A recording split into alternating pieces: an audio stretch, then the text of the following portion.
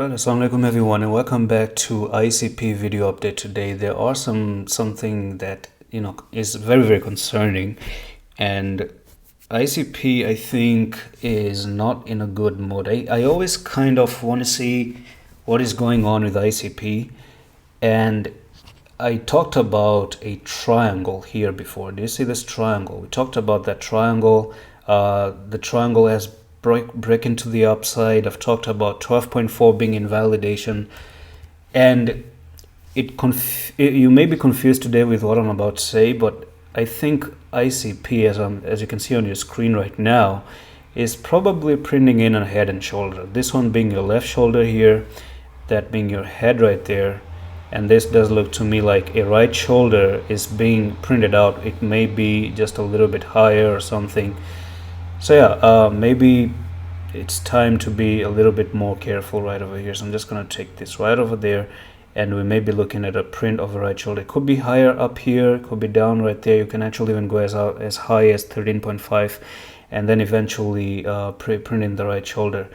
Maybe invalidation for this thing is actually if ICP does end up coming up to $14. If ICP makes it up to $14, that's going to be good. Now I'm going to show you one thing that is on the private here, and this was something that I said. So we were in an ICP trade, and I said close ICP and switch to USDT. We're not in a loss, but I'm canceling the trade, right? Thing is, what I was looking at, this, patterns do change, and it's important to stay up to date every day. That's why I'm giving you updates every day. And thing is that I kind of noticed that whatever is happening in here, this does look to me like a perfect printing of a right shoulder, and this is known as ascending head and shoulders. Okay, and if I show you the next image, this is how it looks like, right? Imagine this is something that was invented a long time ago. You have the left shoulder, and then the right shoulder kinds of climb up, and the neckline is also ascending. Can you see that the neckline is not straight? It's actually moving up. And a few example is this one right here, where you have the neckline going up and the prices are going up in a climbing manner. Okay, so if you look at the direction of what this thing is doing, ICP, it's in a climbing manner. It's not really straight, it's climbing, ascending. So this is known as ascending head and shoulder, and I just had to cancel it because it's pretty obvious that there's another reason why it could be a head and shoulder that forced me to close it, and that's the fact that ICP comes from a downtrend, and you can see that when you make an uptrend like this, right, that's when a reversal pattern like head and shoulders, rising wedge, descending triangle, they start to appear. Okay, so I'm gonna be careful. I'm just gonna sit back and relax. I could be wrong. Patterns can be invalidated, but for that to be invalidated, maybe do come up to 14.1, because then you destroy the right shoulder and then you destroy the whole pattern itself. So to me, I canceled it. I'm out of it.